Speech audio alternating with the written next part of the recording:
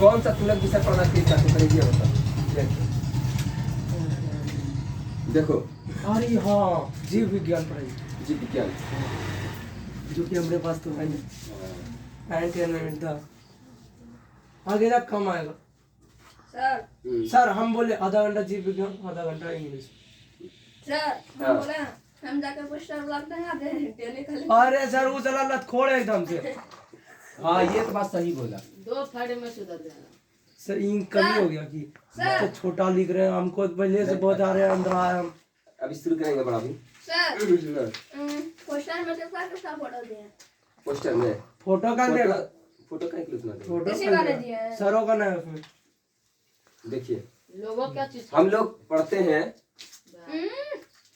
Biology. Biology. अच्छा, जीव विज्ञान को बायोलॉजी कहता है क्या? हाँ बायोलॉजी है ना, बायोलॉजी। हम लोग जानते हैं बायोलॉजी का अर्थ होता है इसको संधि विच्छेद करने पर बायो प्लस हमको नहीं लगता कभी सब्सक्राइब होगा। लॉजी है ना। बायो का अर्थ होता है जीव। इसको 2 भागों में विभाजित किया गया है। There are divided into 2 parts है ना। There are divided into 2 words. 2 शब्दों में विभाजित किया गया है, बायो प्लस लॉजी, जिसको हम कहते हैं जीव प्लस विज्ञान है ना। जीव विज्ञान देखेगा तो देख जाएगा। बैठो चुप पर बैठो। यानी कि अर्थात गिर गया ना तो मार के। हाँ आप भी पढ़ना है। जीवों के घड़ी पला से मस्ती विकास के चल उधर जा। ए भाई राशि जाने दे बे। जीवों के विकास के सीट से मार के टांगे तोड़। क्रमबद्ध विज्ञान को पागल साला से। जीवों के विकास के क्रमबद्ध विज्ञान कहाँ को बैठिएगा? सड़का हम ही हड़प लेते समय। जीव विज्ञान कहा दिया जाता है। नंबर दिया उसका हाँ तुमरे में है ना। लग मेरे पास नहीं है। कहा जाता है। उसका भगना का है। हाँ अब हम समझ सकते हैं जीवों के विकास के है ने। हम लोग जानते हैं कि इस संसार में या इस दुनिया में या ऑल ओवर द वर्ल्ड, इस ब्रह्मांड में, यूनिवर्सल में या पूरे विश्व में, विश्व जगत में, जीव जगत में 2 ही प्रकार के जीव पाए जाते हैं है ना। एक नर और एक मादा, मेल और फीमेल। यही मेल और फीमेल से दुनिया में असंख्य जीवों की उत्पत्ति भी है, ओरिजिन भी है ना। बिना नर और मादा के हम जीवों के अस्तित्व की कल्पना नहीं कर सकते।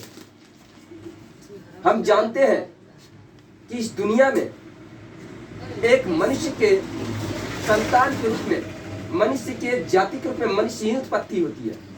कुत्ते के बच्चे कुत्ते ही जन्म देते हैं, बिल्ली के बच्चे बिल्ली ही जन्म देते हैं है ना। तो इस तरह से हम देखते हैं कि अगर जीव जगत में देखा जाए तो 2 ही जीव, नर और मादा है ना। और इसके अलावा वनस्पति भी है। वनस्पति को भी जीव के रूप में सर का आंख देखो ना। ही कल्पना किया जाता है।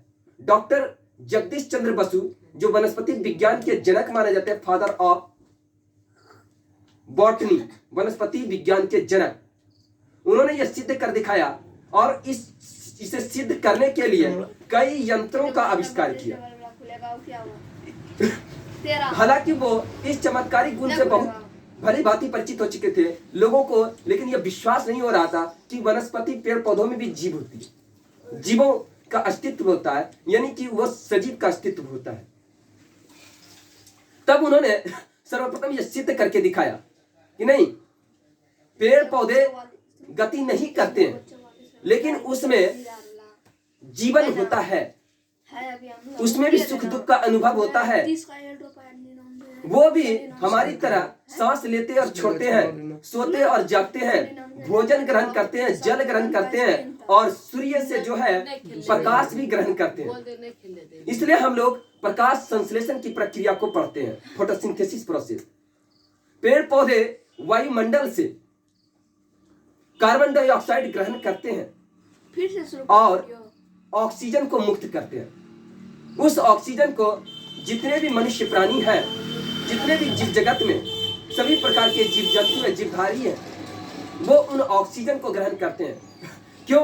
कि ऑक्सीजन के बिना इस जीवन की कल्पना नहीं किया जा सकता है। लेकिन थोड़ा सा यहाँ पर ध्यान देने योग्य बात है कि हम लोग कहते हैं कि सिर्फ ऑक्सीजन ग्रहण करते हैं, लेकिन इसमें नाइट्रोजन का भी बहुत काफी अहम भूमिका होती है। नाइट्रोजन क्या होता है, वो एक, हम लोग जो ऑक्सीजन ग्रहण करते हैं तो ऑक्सीजन का काम है जलना और जलाना। इस जलने और जलाने से बचाने के लिए नाइट्रोजन काफी अहम भूमिका निभाती है। नाइट्रोजन सबसे पहले ऑक्सीजन के जो अस्तित्व होता है, ऑक्सीजन का जो लेयर होता है, ऑक्सीजन की जो सतह होती है, ऑक्सीजन की जो मात्रा क्वांटिटी ऑफ ऑक्सीजन होती है, उनको कम से कम कर, उनकी मात्रात्मक गुणों को कम से कम कर नाइट्रोजन जो है काफी अहम भूमिका निभाती है। ऑक्सीजन और नाइट्रोजन ये हमारे जीवन के लिए मूलभूत आवश्यक तत्व है। ऑक्सीजन अगर सिर्फ हम ले तो हम पता चलेगा कि जितने भी जीवधारी हैं उनका फेफड़ा जल कर राख हो सकती है। नाइट्रोजन इन जलने वाली गुणों से काफी हद तक, कुछ मात्रा हद तक वो जलने से बचाती है। नाइट्रोजन वो और ऑक्सीजन दोनों हमारे सांस लेने की प्रक्रिया में काफी अहम भूमिका अदा करती है, काफी अहम भूमिका रोल निभाती है। तो ऑक्सीजन मनुष्य और जितने भी अन्य जीव जंतु है, छोटे से छोटे, बड़े से बड़े जीव जंतु, वो सारे जीव ऑक्सीजन को ग्रहण करते हैं और इनके साथ नाइट्रोजन भी ग्रहण करते हैं, और बदले में कार्बन डाइऑक्साइड जो है वो मुक्त कर देते हैं। और हम सभी जानते हैं कि मनुष्य के शरीर में कोशिकाएं होती है, उत्तक होती है, अंग होती है और अंग तंत्र होती है। ये सारी प्रक्रियाएं मिलकर एक मनुष्य और अन्य जीव जंतुओं का जीव निर्धारण करती है। लेकिन हम ये समझ सकते हैं कि हम लोग जो ऑक्सीजन लेते हैं तो कार्बन डाइऑक्साइड को मुक्त करते हैं, और ये कार्बन डाइऑक्साइड प्रकृति में ऑक्सीजन और कार्बन डाइऑक्साइड का निरंतर चक्र चलते रहता है और वायुमंडल को काफी हद तक स्वच्छ और सुंदर बनाने में काफी हद तक अहम भूमिका निभाती है। तो कार्बन डाइऑक्साइड, पेड़ पौधे अपना भोजन बनाने में कार्बन डाइऑक्साइड वायुमंडल से वायु के रूप में, हवा के रूप में कार्बन डाइऑक्साइड और ऊर्जा के रूप में सूर्य प्रकाश से ऊर्जा प्राप्त करती है और जड़ से जल लेती है। और इस तरह से सूर्य की रोशनी, सनलाइट, जल, वाटर, कार्बन डाइऑक्साइड और क्लोरोफिल की मदद से पेड़ पौधे अपना भोजन स्वयं तैयार करते हैं या बनाते हैं। तो पेड़ पौधे जो होते हैं वो स्वपोषण, ऑटोट्रॉफ, स्वपोषी होते हैं और ये अपना भोजन खुद अर्थात स्वयं आवर सेल्फ तैयार कर लेती है। ये गुण पेड़ पौधों में पाए जाते हैं। इसके अलावा जो होता है परपोषण, परपोषण जो है वो अन्य जीव जंतुओं में होती है जो पेड़ पौधों पर निर्भर करते हैं। All human being and other creature of the all over world is dependent on the tree and plant. We can not imagine without tree and plant cannot survive, so all human being and other creature of the world, हम सभी जीव जंतु जितने भी हैं वे सभी पेड़ पौधों पर निर्भर करते हैं, क्योंकि पेड़ पौधों में क्लोरोफिल एक ऐसा तत्व है जो कि वो भोजन बनाने में काफी अहम भूमिका निभाती है, और वह सूर्य प्रकाश और कार्बन डाइऑक्साइड और जल की सहायता से, जल की मदद से, इन सभी तत्वों की मदद से वो अपना भोजन, वो अपना प्रकाश संश्लेषण की प्रक्रिया द्वारा स्वयं अपना भोजन निर्मित करते हैं। तो ये स्वयं उत्पादक है, प्रोड्यूसर है। इसके अलावा जो है उपभोक्ता और अपघटक है। तो ये सारे प्रकृति में गुण पाए जाते हैं। तो हम लोग जानते हैं कि इस दुनिया में जो होता है, अगर हम जीव विज्ञान का अध्ययन करना चाहेंगे तो जीव विज्ञान के अध्ययन से पहले हम थोड़ा सा इन सारी बातों को भी समझ लेना अनिवार्य है, या इनकी आवश्यकता है समझने की। There are fundamental requirements of understanding of biology. सबसे पहला हम जानेंगे स्थल मंडल। स्थल मंडल, इसको इंग्लिश में लिथोस्फेयर कहा जाता है। लिथोस्फेयर और जल मंडल को इंग्लिश में हाइड्रोस्फेयर कहा जाता है। हाइड्रोस्फेयर अर्थात इनको हाइड्रोस्फेयर हाइड्रोस्फीयर कहा जाता है। वायुमंडल वायुमंडल वायुमंडल वायुमंडल इसको एटमॉस्फेयर कहा जाता है। Atmosphere atmosphere atmosphere. और इसके अलावा स्थल मंडल, जल मंडल, वायुमंडल, इसके अलावा हम जैव मंडल का भी अध्ययन करेंगे। जैव मंडल जैव मंडल जैव मंडल इसको हम इंग्लिश में बायोस्फीयर कहा जाता है, कहते हैं या कहा जाता है या कहलाता है। जो जिस तरह से हम इनको समझ सकते हैं कि जैव मंडल को इंग्लिश में बायोस्फीयर कहा जाता है। यानी कि हम स्थल मंडल को लिथोस्फीयर, है ना, लिथो का मतलब होता है स्थल, ये साइंटिस्ट नेम है, और स्फीयर का मतलब होता है मंडल, मतलब आवरण। जल मंडल हाइड्रोस्फीयर, वायुमंडल एटमॉस्फेयर, जैव मंडल बायोस्फीयर। इसके अलावा सौर मंडल का भी अध्ययन कर सकते हैं। सौर मंडल सौर मंडल सौर मंडल सौर मंडल को यानी कहने का मीनिंग ये होता है कि इसको हम लोग सौर मंडल को सोलर सिस्टम के नाम से जानते हैं। Solar system solar system solar system. और इसके अलावा तारामंडल तारामंडल तारामंडल इसको हम लोग तारामंडल को हम लोग कॉन्स्टिलेशन के नाम से जानते हैं। Constellation constellation CONSTELLATION constellation. तो इस तरह से हम लोग जब पृथ्वी के अध्ययन करने लगते हैं तो इसमें गुरुमंडल भी होता है। गुरुमंडल गुरुमंडल गुरुमंडल। Human being on the earth, है ना, we lives on the earth because it is presence of water, air and food and other essential necessary materials.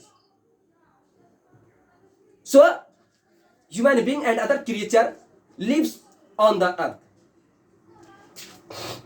वायुमंडल क्या हवा, जैव मंडल जैव मंडल बायोस्फीयर। तो जैव मंडल के अंतर्गत नर और मादा, मेल एंड फीमेल, ये जितने भी प्रकार की विभिन्नता के जीव हैं, सभी जीवों को जैव मंडल में रखा गया है। जैव मंडल में सभी जीवों का अध्ययन करते हैं। इस भूमंडल पर नाना प्रकार के, विभिन्न प्रकार के, डिफरेंट प्रकार के जीव जंतु रहते हैं। जितने भी जीव है उतने प्रजाति है, जितने भी प्रजाति उतने समुदाय है। तभी तो हमारे देश में भौतिक और जैविक स्वरूप में विभिन्नता पाई जाती है। भारत विभिन्नताओं का देश है, भारत विविधताओं का देश है, और अनेकता में एकता, वसुधैव कुटुंबकम के नाम से जाना जाता है। सौर मंडल हम सभी जानते हैं। क्या सौर मंडल, इसको इंग्लिश में सोलर सिस्टम कहा जाता है। सौर मंडल सौर मंडल है, कहने का अर्थ है सूरज जो है, सूरज प्रधान तारा है ना। The sun is a giant object of the heavenly body. सूर्य वह प्रधान तारा है। सूर्य के अलावा हम लोग 8 ग्रह का अध्ययन करते हैं, जो कि खगोलविद, खगोल वैज्ञानिक, एस्ट्रोनॉमर ने यह सिद्ध करके बताया है। क्या सूरज के अलावा 8 ग्रह, 8 planets, there are 8 planets in the solar system. Budh, Shukra, Prithvi, Mangal, Brihaspati, Shani, Arun, Varun, यानी कि Mercury, Venus, Earth, Mars, Jupiter, Saturn, Uranus, Neptune. ये सोलर सिस्टम में सौर मंडल सोलर सिस्टम में ये पाया जाता है। और सप्तर्षि तारामंडल में तारों का समूह है ना, जितने भी प्रकार के तारा है, तारागण है, उनका अध्ययन करते हैं। और गुरुमंडल हमारे पृथ्वी के निकट, हमारे पृथ्वी के नजदीक ऑक्सीजन की उपस्थिति के कारण इसको गुरुमंडल का अर्थ है कि ऑक्सीजन एक अनिवार्य, प्राणदायक, प्राणवाहिनी, जीवनदायिनी, है ना, लाइफ मतलब लाइफ देने वाला, प्राण देने वाला, जीवन देने वाला, है ना, लाइफ गिवर। ये वायु है, एयर है, इसलिए इसको गुरुमंडल के नाम से जाना जाता है। तो हम लोग सभी आज जीव विज्ञान के अंतर्गत हम सभी ये जाने कि स्थल मंडल, जल मंडल, वायुमंडल, जैव मंडल, सौर मंडल, तारामंडल, गुरुमंडल, यह हमारा पूरे भौतिक और जैविक वातावरण बना हुआ है। अब हम लोग जानते हैं, इसके अंतर्गत सबसे पहले जानेंगे कि प्रकाश संश्लेषण।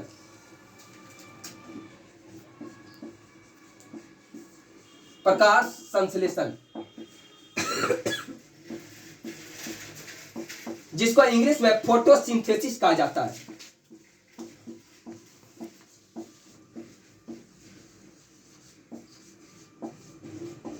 फोटोसिंथेसिस, प्रकाश संश्लेषण। प्रकाश का अर्थ होता है लाइट, और संश्लेषण यानी कि बनाना, क्रिएट, यानी कि संश्लेषण का अर्थ होता बनाना, मेक, क्रिएट करना। अब हम ये समझते हैं कि आखिर प्रकाश बनाना क्या होता है, यानी प्रकाश की उपस्थिति में बनाना, है ना। हम जानते हैं कि सूरज जो है, the sun is the biggest source या largest source of energy in all over the world, all over the universal. इस ब्रह्मांड में सौर ऊर्जा का सबसे विशाल स्रोत सूरज को माना जाता है। जिस प्रकार से रेन इज द बिगेस्ट या largest source of water, just like the sun is the biggest और लार्जेस्ट सोर्स ऑफ एनर्जी। सूरज के बिना हम लोग जीवन की कल्पना नहीं कर सकते। हम लोग जानते हैं कि सूरज की रोशनी में विटामिन डी पाया जाता है। अगर ये सूरज की रोशनी हम सभी मानव तक पहुंचता 8 मिनट 22 सेकंड में हमारी पृथ्वी तक पहुंच सकते हैं, तो इस सूरज की रोशनी सभी जीव जगत में पहुंचने से सभी जीवों को ऊर्जा प्राप्त होती है, ऊर्जा मिलता है, ऊर्जा का संचार होता है, transmission of energy, transmission of life मिलता है। और इस ऊर्जा की मदद से सभी लोग जीव जगत में अपने जीवन को निरंतर बनाए रखने में मदद करती है। तो सूरज जो है वह सूरज प्रकाश उत्पन्न करता है। The sun gives us light and energy. और इस सूरज की रोशनी की मदद से, सनलाइट की मदद से, सूरज के प्रकाश की मदद से, सौर प्रकाश, सोलर लाइट या सनलाइट की मदद से जो ही है हम लोग जानते हैं प्रकाश संश्लेषण की प्रक्रिया संपन्न होती है। प्रकाश संश्लेषण में पेड़ पौधे अपना भोजन स्वयं बनाते हैं, क्योंकि पेड़ पौधों की पत्तियों में क्लोरोफिल तत्व पाया जाता है। हरे रंग का चिपचिपा द्रव पदार्थ पाया जाता है। यह काफी इंपोर्टेंट होती है। तो क्लोरोफिल की मदद से यह अपना भोजन स्वयं बनाते हैं। सनलाइट इनमें काफी महत्वपूर्ण योगदान देती है। इसलिए हम लोग पढ़ते थोड़ा सा C6H12O6 C6H12O6 प्लस 6H2, यानी ये C6H12O6 प्लस 6H2O यह प्रकाश संश्लेषण का रासायनिक समीकरण है। यह प्रकाश संश्लेषण का रासायनिक समीकरण है।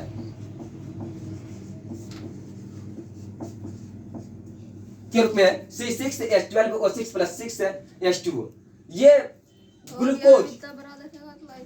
ग्लूकोज का निर्माण करती है। और ग्लूकोज, और इस प्रक्रिया में हम लोग जानते हैं कि इस प्रक्रिया में पेड़ पौधे ऑक्सीजन मुक्त करती है और कार्बन डाइऑक्साइड ग्रहण करती है। कार्बन डाइऑक्साइड से ही ये अपना भोजन, कार्बन डाइऑक्साइड, जल, सनलाइट और क्लोरोफिल की मदद से अपना भोजन स्वयं तैयार करते हैं।